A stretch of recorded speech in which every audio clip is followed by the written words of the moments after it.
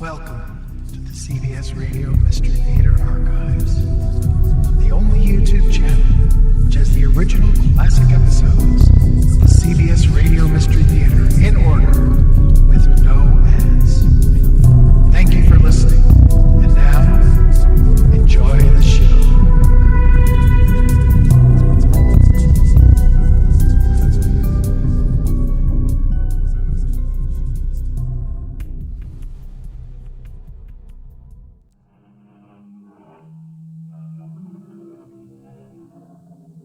Come in. Welcome. I'm E.G. Marshall. From the time of the ancient Greeks to the theater of today, one of the most fascinating and terrifying themes of the playwrights has been parricide, the murder of a father by his own child. The fifth commandment reads, "Honor thy father and thy mother, that thy days may be long upon the land which the Lord thy God hath given thee."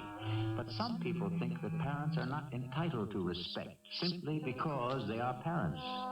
And it's thoughts like these, when carried to the extreme, that can lead to... Now, John, you gonna do as I tell you? No, Pa. I don't think I am. Your nose is bleeding where I hit you. Wash your face and hands and come in for breakfast. And then we'll both go out and dig that ditch. You can dig that ditch all by yourself. And while you're at it, Pa, you can also dig yourself a nice, big, roomy hole for your grave.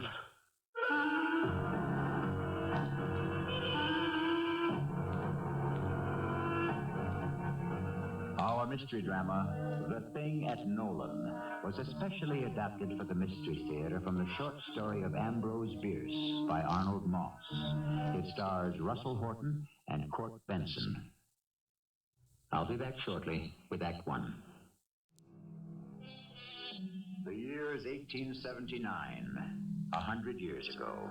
The place, the southern part of the state of Missouri, the plateau of the Ozark Mountains, a unique region of soft hill scenery. The area is sparsely populated by a tough breed of pioneers, most of whom struggle to scratch a livelihood out of the livestock they breed and the forage crops they raise.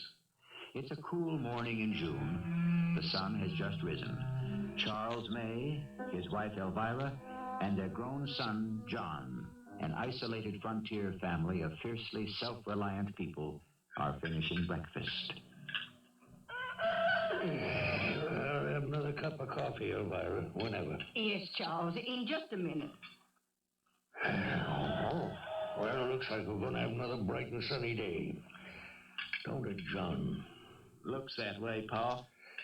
You know, each morning when I open my eyes and look at them easy, beautiful hills out there, I still can't thank the Lord enough for giving my grandpa the good sense to stop here years ago and settle just where we did. Good old Missouri. Golden gateway to the west.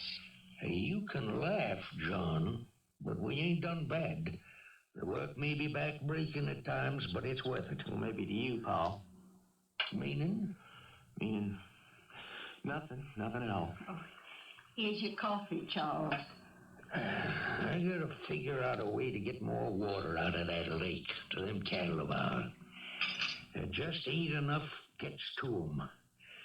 I was thinking maybe I could... Now, this coffee is hot, Elvira. This coffee's not hot at all. What's more, it tastes more like dishwater than it does like coffee. I'm very sorry, Charles. Now, if you'll just wait a minute, I'll make you another cup. Never mind. I'll do it out. It won't take me a minute. I said I'd do it out. Or didn't you hear? But, Charles, there's no reason to what? There's your coffee. Now hold your tongue. I said be quiet, woman. I'm ever so sorry, Charles. Now get out. I said get out and get out of your chores. Dumb old woman. Pa, you got no right to talk to Ma that way. No right. Will you look who's talking? The boy who's teaching himself to read. I got a right to do or say anything I like. This is my house. Now, she didn't mean no harm. You know that. Ain't asking you nothing, John. But I'm telling you, whether you like it or not, now don't you talk that way to my ma ever again. You talk to her with respect. She has earned respect. If that ain't the funniest thing I ever heard. Respect. You know, it ain't funny, Pa. Ain't funny at all. And from now on, I mean to see that Ma's treated like a human being. And you gonna make me do that? Is that right? You give me cause. I'm big enough now and strong enough. If you give me cause. Now, you just listen to me, son. Whatever happens around here, whatever, is gonna happen just one way. The way it's always happened, the onlyest way, and that's my way. And neither you, my big, strong son, neither you nor nobody else is ever gonna change that. Do I make myself clear? Very clear. 'Cause that's the way it's gonna be. Maybe, Pa. We'll see. Henry, I can't tell you how much I appreciate you coming all the way out here from Nolan just to bring me this new spade. We're 7 short miles for cousin. It ain't much. It ain't nothing of a good sale, too. Business at the store ain't been all that good lately. That's all. Besides, it is Sunday, and it gets a little lonely sometimes down in Nolan on Sundays. Schoolhouse closed, blacksmith shop closed, my general store closed. Hardly no one around to chew the fat with. And no one out on the lake and back of the store. Too hot. Of course. This is one beautiful spade, Henry. Good heft to it. Sharp cutting edges. Oh, the best, the brightest, the longest wearing that wholesale place in St. Louis has got to sell. You better carve your initials into the handle. Yeah, good idea. Big CM, in case anyone should take it into his head to borrow Charles May's property. Yeah, I'll get John to do just that. You remember with my lack of schooling, I can't tell one letter from any other. So you just tell him a big CM. You know, Henry, I finally figured out how to get the lake water down to my big pasture. You did? Yeah. You know where my creek makes a real sharp horseshoe turn to the west? That's up near the foot of Medicine Lodge Hill. Yeah. I figure I can dig a deep ditch right through the woods. From there to the pasture. It's a little over half a mile only. And a big hole at the end of it. Oh, which will give you all the water you need and still keep your livestock inside the pasture. Yeah, but you'll need help. My son, John. We can start next Sunday, a week from today. Two of us together should be able to... Good morning, Henry. Well, ain't it more like good afternoon, John? You just get up? Well, Sunday, I slept a little bit later than usual. Nearly noon, boy. Well, reckon it is. Where was you last night? Out? I asked where. Around? What time did you get home? Kind of late. Very late. What kind of foolishness was you up to? I don't think I care to answer that, Paul. Or any of the other questions you've been asking. You'll have to excuse me. I'm real hungry. Gonna get me some breakfast. Why, Easy, Charles. Boy has a right to his own life. He's not a little boy no more. You got to get used to that. That's what he keeps telling me. Well, it's true, ain't it? Maybe. But as long as I furnish a roof over his head and provide him with 3 meals a day... Every bit of which he earns. This is my house, Henry. No one is denying that. But you got to start treating that boy different. Push him far enough, and he just may turn on you. He wouldn't dare. Or wouldn't he? I've been watching John these past few years. Charles, that boy knows how to hate. And he's got the quickest temper. If that boy was ever foolish or headstrong enough to do me harm, real harm, he'd never again be able to put me out of his mind. You believe that, Charles? I believe that. I'd come back and haunt him for the rest of his days. From wherever I was. Get up, boy. I said get up. Oh, well, let me be, Pa. I want to sleep. I'm tired. Sun's almost up, John. We start on the digging of that ditch from the lake, down to the big pasture. Today? Pa, it ain't Sunday, ain't it? Get up out of that bed real fast and get dressed. Pa, I think you better get started on that ditch digging by yourself, huh? I'll maybe join you. When? Later. I said when. When I'm good and ready. What did you say? You heard. John, breakfast on the table. We'll be right there, Elvira.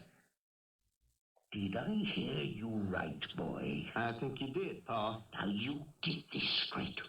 We got work to do, important work, building a ditch to carry water from the creek. And when I leave here this morning, you leave with me. I don't think I will. I know you will. In that case, I think you'll have to make me. Now, you go away and let me get some sleep. Out of that bed, I say. Stand up on your feet like a man. Now, you get your hand off me, Pa. I'll teach you a lesson, you young good-for-nothing. Don't you dare touch me. You'll be sorry if you do. You're gonna do as I tell you, or ain't you? No, Pa. I don't think I am. Your nose is bleeding where I hit you. Wipe your face. It can bleed. It does me no hurt. Go wash your face and hands and come in for breakfast. Hey, what are you two up to? The food's getting cold. John, well, your nose is bleeding and your cheeks beginning to puff up. What's been happening with you two? I'll be right with you, Ma. As for you, Pa, you can go dig your ditch all by yourself. And while you're at it, you can also dig yourself a nice, big, roomy hole for your grave. John, what are you saying? There's no way to talk. I know what I'm saying, Ma. That picture of Abe Lincoln you hung up next to the door is a joke, Pa. You still treating Ma and me like we were slaves. I shouldn't have hit you, John. That's right. You shouldn't have. I'm sorry. First time I ever did that. Even when you was a little boy. And that's the last time. Meaning? You're gonna pay for what you just done, Pa. You're gonna pay for that.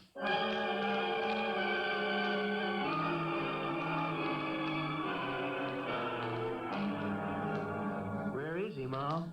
Gone off like he said he was going to with that new spade of his to start digging the ditch. What time would it be? Oh, past noon, John. I got a lot of things to do. Well, I took care of the hogs and the milk cows. Now, first I gotta shave, then there's a couple of letters I have to write. Ain't finished reading last week's newspaper. Oh, by the way, Cousin Henry was by early this morning. Brought you this week's paper. Real nice of him. He come by just as you two was quarreling. He stayed outside, he said, because it sounded like a very private family affair, but he heard it all. I got the paper out in the kitchen. Thank you. You know, John, your pa can't do that digging all by yourself. Too much for one man alone. Then I guess, maybe I better join him. Oh, that's a good boy. He was sorry for hitting you. He told me so, and I know you didn't mean what you said to him. You just lost your temper for a minute, didn't you? Just the way he does, right? Exactly. I understand that. Now, you be a good son and go along and help. He needs you. A person working all alone, all that digging, it could kill a man his age. Even a man as strong as your pa. I suppose it could. Now, you be sure to keep away from the deep part of the creek. You know you can't swim. You don't have to tell me. Yeah, I'll be going now. I'll take my newspaper, practice my reading some when I'm resting. Well, I'll see you later, Ma. Well, ain't you taking a spade with you? You need a spade to dig. Paul's got his spade, ain't he? No, I don't think I'll need a spade. In Proverbs we read, "Hearken unto thy father that begat thee," and again, "The eye that mocketh at his father, the ravens of the valley shall pick it out, and the young eagles shall eat it." John May is planning to defy the teachings of the Scriptures. Just how far is he prepared to go? I'll be back shortly with Act 2. Wherever railroads, airplanes, highways find their way, Whenever newspapers, movies, radio, and television become part of a community's lifeblood, the people gradually lose their unique characteristics and take on the coloring of the rest of the country. This has been happening in the Ozark Mountains. But 100 years ago, these hill folk were still isolated. Their relationships to each other still primitive, still had their own fierce, uncompromising ways of solving their problems. Is that you, Charles? I'm out in the kitchen. No, Ma, it ain't Charles. It's me.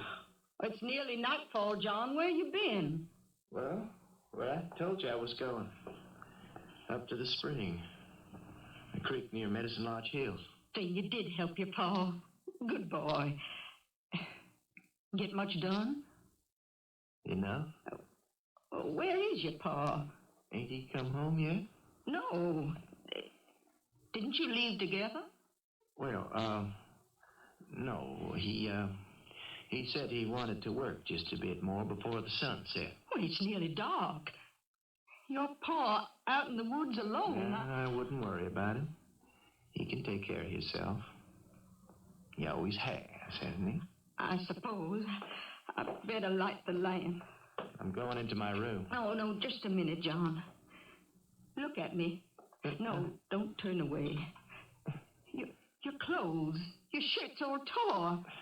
So's your jacket. All them brambles down near the creek. Oh, just look at your jacket. And your pants, they're soaking wet. Don't fret about me, Ma, please. And what's this? Did you hurt yourself?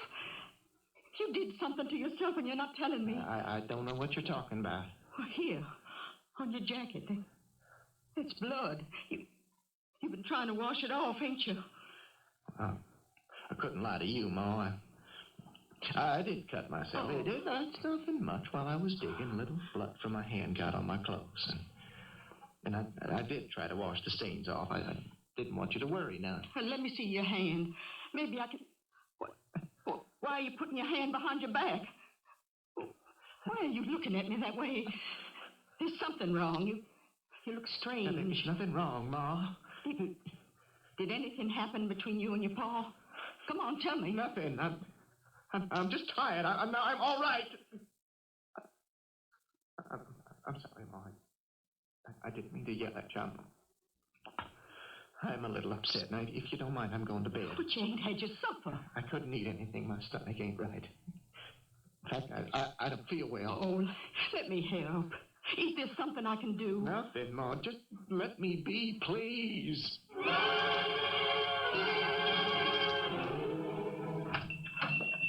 Well, Elvira Bay.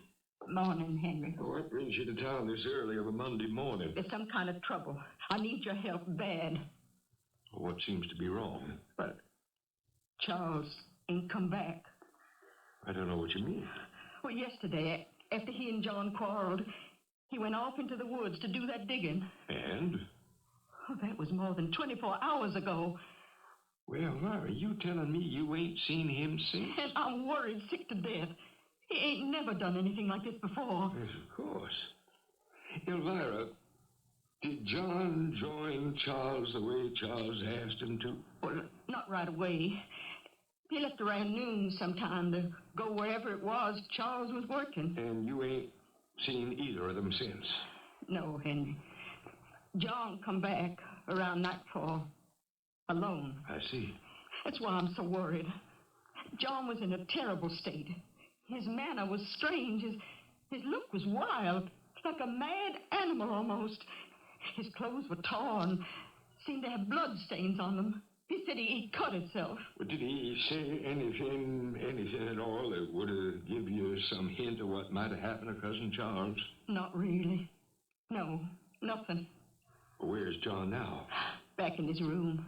Oh, what are we going to do? We're going to pay a visit to Calvin Jackson, the new sheriff. Sheriff's got to be called in on this, of course. Well, what's on your mind? Nothing, Elvira. Not until the sheriff has a good look around near that bend in the creek. If there's any answer, that's the place we're going to find it.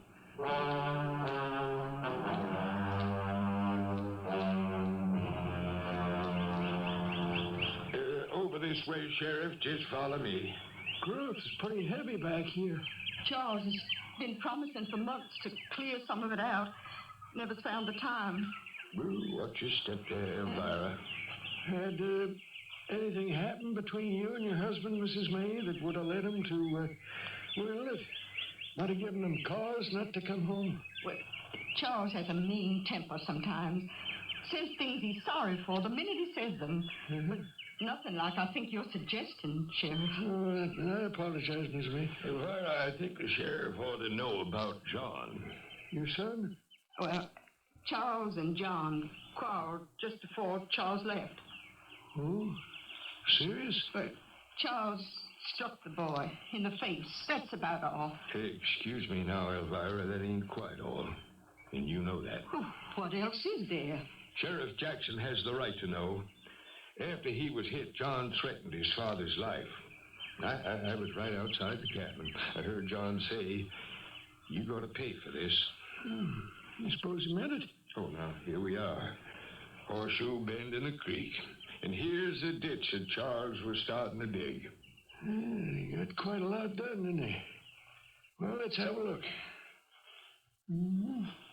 Well, here's where he began digging.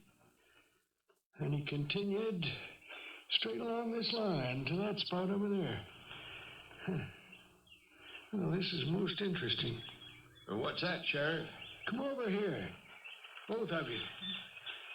Look at this pile of dirt here. Come out of the ditch. Oh, it looks all trampled on. As though someone had been jumping all over it. Or as though there'd been a struggle, a fight of some kind. And look here. These fresh footprints in the soil, this clay. Oh, that one there, that's Charles' footprints. Those are the marks his boots make. And these footprints here? For those are the marks of John's boots. I know by the brand name on the sole. He bought them in the store about a month ago. Henry, there's something I don't quite understand. With all the digging Mr. May was doing, where's the spade he was digging with? Well, last week I sold him a brand new spade. He burned his initials in the handle, and I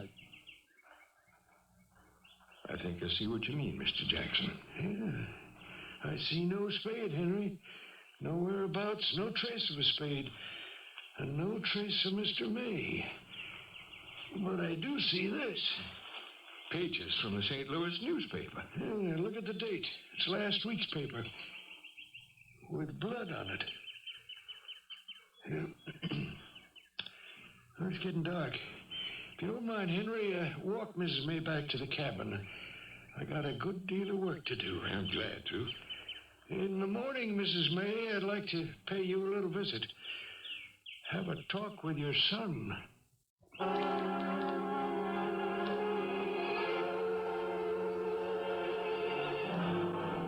No, you mustn't get out of bed, John. Now, the doctor said you was to stay in bed. And you mustn't worry about nothing. Go away. Don't you touch me. Don't you dare. Oh, easy, John, easy. No, it's just your ma. I must have been dreaming, huh? Real bad dream. Yes, well, you gotta stop worrying, John. I ain't worried. Pa will turn up, I know it. I have faith. I just can't figure where he would have gone. He'll never turn up. And they'll never find him. How do you know? How can you be sure? I have a feeling. John, is there something you ain't telling me? Nothing happened. Nothing. Mrs. May, Calvin Jackson. It's Sheriff Jackson, John. What's he want? He wants to talk to you. Come right on in, Sheriff. I don't want to talk to nobody. Morning, Mrs. May. Morning, John. I got nothing to talk to you about. I didn't do nothing. Well, no one said you did, John. Well, what are you doing here? Your father's missing. No one's seen him. No one knows where he is. You were the last person with him, I believe. Well? Did you have any kind of a fight with your father in the woods? That's none of your business, Sheriff. Answer, Mr. Jackson, John. Please. Well, we did have a little bit of a fight. Nothing much. Uh-huh. And this newspaper, St. Louis newspaper, I found it back there.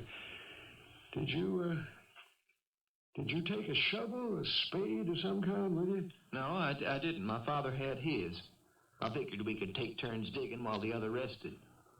Have you any idea where the spade might be? We couldn't find any more trace of it, and we can't of your father. No idea. Oh, it's a nice-looking pair of boots you got here, John. Now, you put those boots down. Oh, they are yours. Don't you touch them.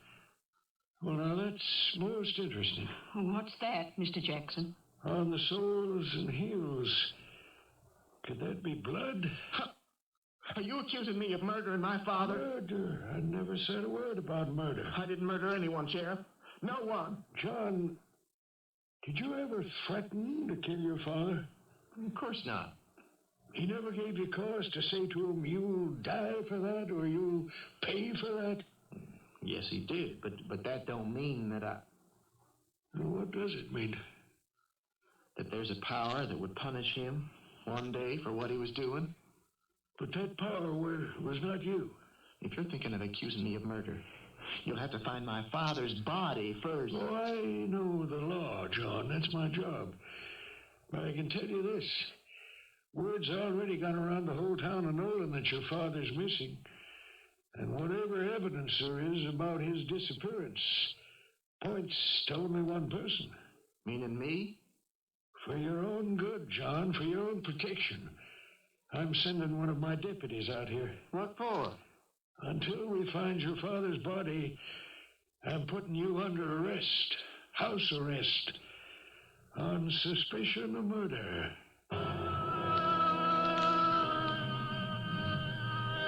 The relatives of a murdered man in Ozark country will sometimes throw pawpaw seeds or a tiny pinch of cornmeal over the corpse, on top of the coffin, or into the grave.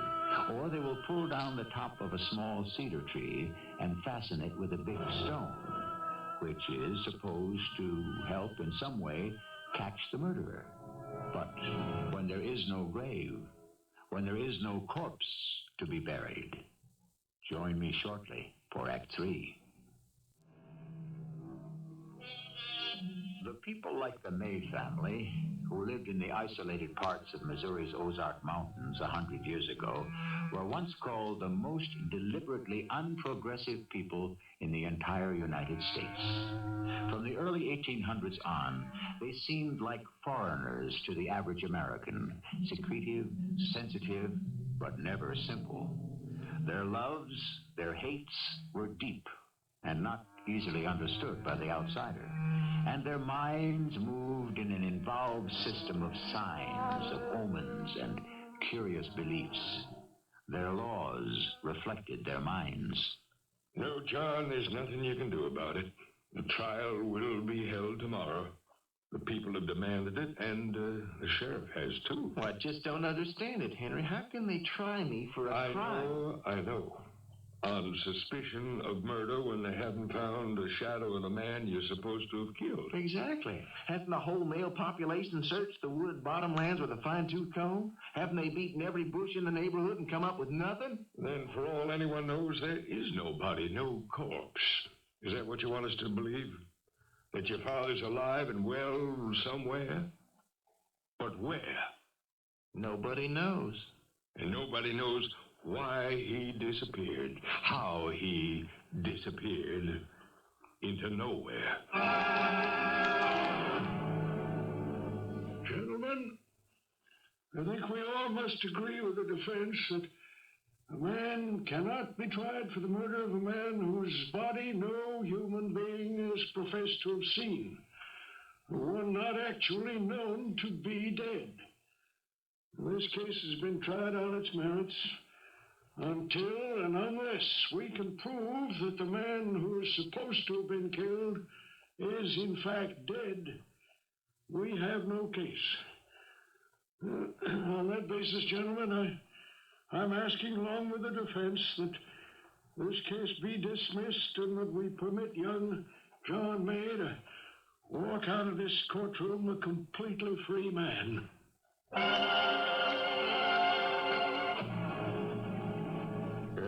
That be all, Sheriff?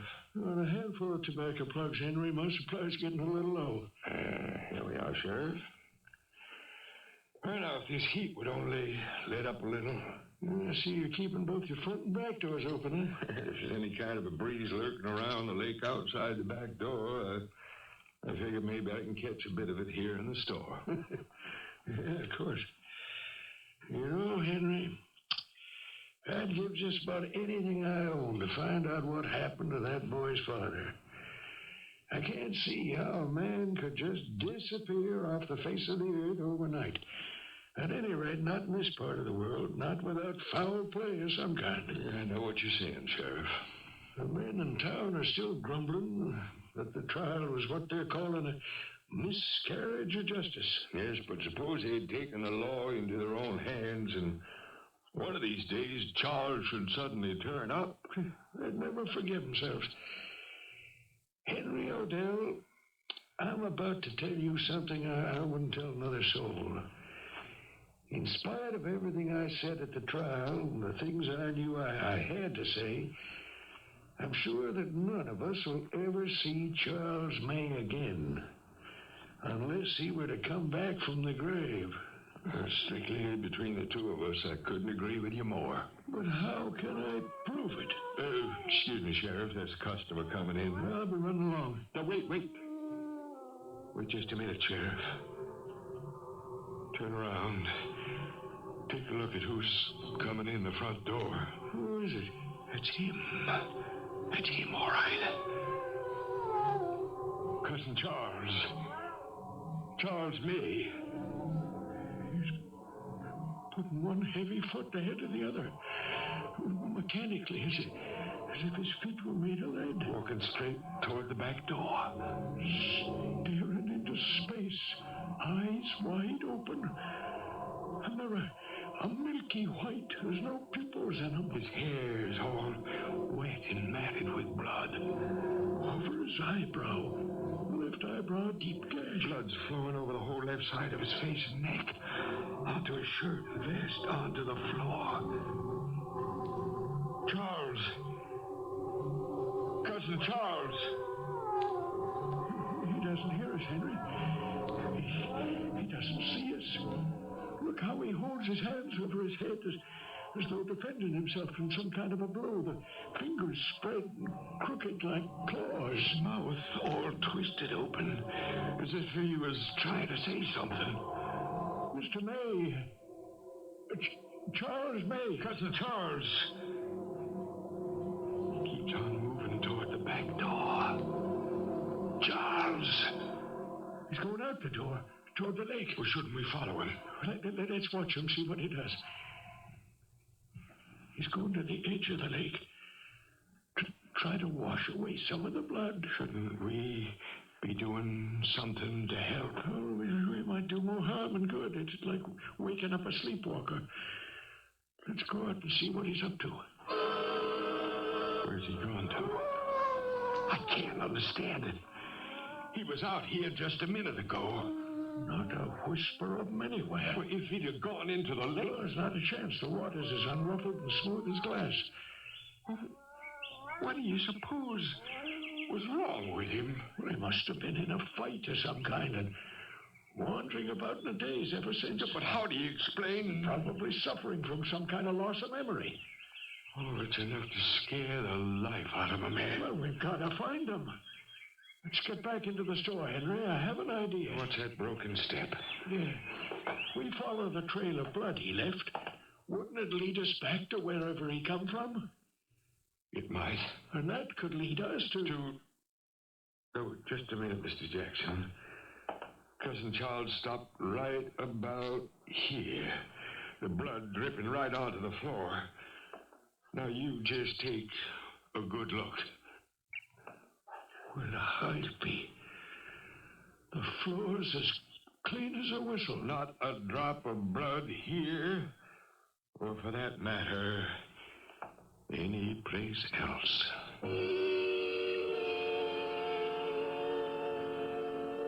Henry. Henry, Mr. Jackson, they found him. They found him. They found Charles. No. Easy, Mrs. May. You gotta take it easy. No. Sit yourself down over here, Elvira. Try to calm down.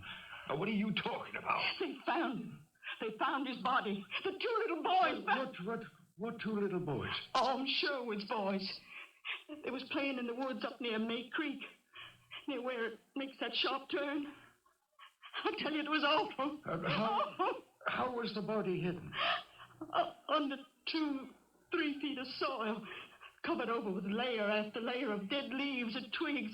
And some wild hogs must have been rooting through the leaves and uncovered the handle.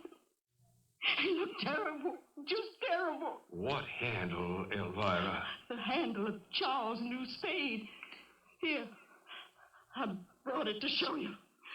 Broke off from the spade itself right in the middle. Let me see that. The Sherwood boys, they found him. They found Charles and come rushing up to the cabin to get me. I could hardly bear to look at him. His eyes, his mouth, that big hole in his head. No. Try to take it easy, Mrs. May. We'll go back with you to make a positive identification. I don't know if I have the strength to look again. Are you sure this was your husband's spade, Mrs. May? That was his spade, all right. Sold it to him myself, and there's his initials, the initials that John burned into the handle for him. C.M. Strange. What's strange, Mr. Jackson? Well, that's not a C at all. Those initials are J.M. Those are John May's initials, not his father's. The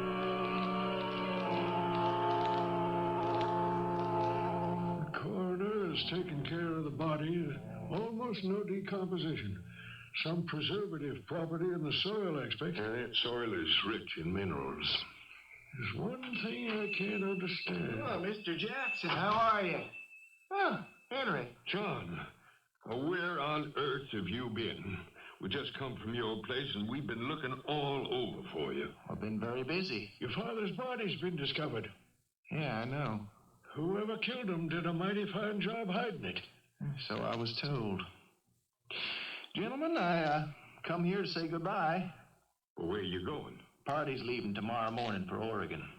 I'm joining them to seek my fame and fortune in the Golden West.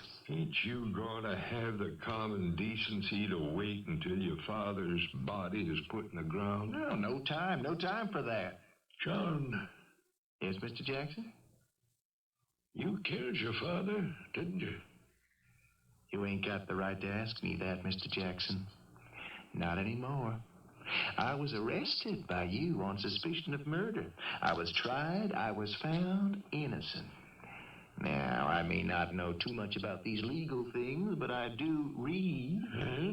And you can't try a man for the same crime twice, even here in the mountains. Double jeopardy, I think they call it. Where'd that wind come from? Blew the front door clear shut. Who's that? Oh, no. It's my father. But that can't be. Can't.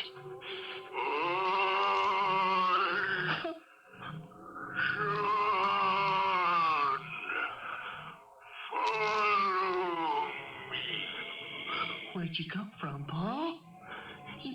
You're dead. Dead. Do what you're told, boy. Do what you're told.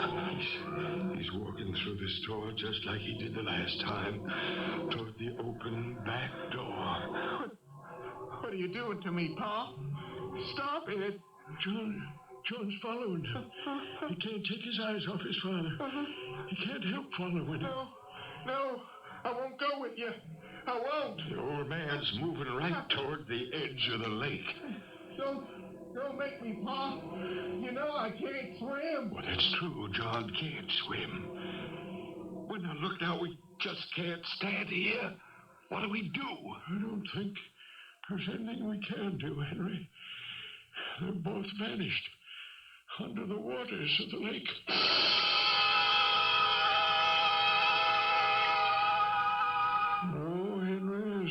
doubt in my mind. John May murdered his father by splitting his skull open with a knife-sharp edge of the spade. Yeah, I know you're right, Sheriff. One thing I can't figure out. The wound over Cousin Charles's left eyebrow, the gash on the left side of his face. Yeah. And the half-open mouth, the hands like claws. Exactly the same as they was on that thing that come from nowhere, passed through my store and pulled John after him to who knows where. Puzzles me. What's the answer? Charles once said to me that if the boy ever took it into his head to do his father any real harm, that he'd come back and haunt him from wherever he might be. We folks up here in the mountains don't like to admit it to strangers, but in these lonesome places... Yes? Well, you think that thing could have been... I have no idea what it was, Mr. Odell. Not the slightest.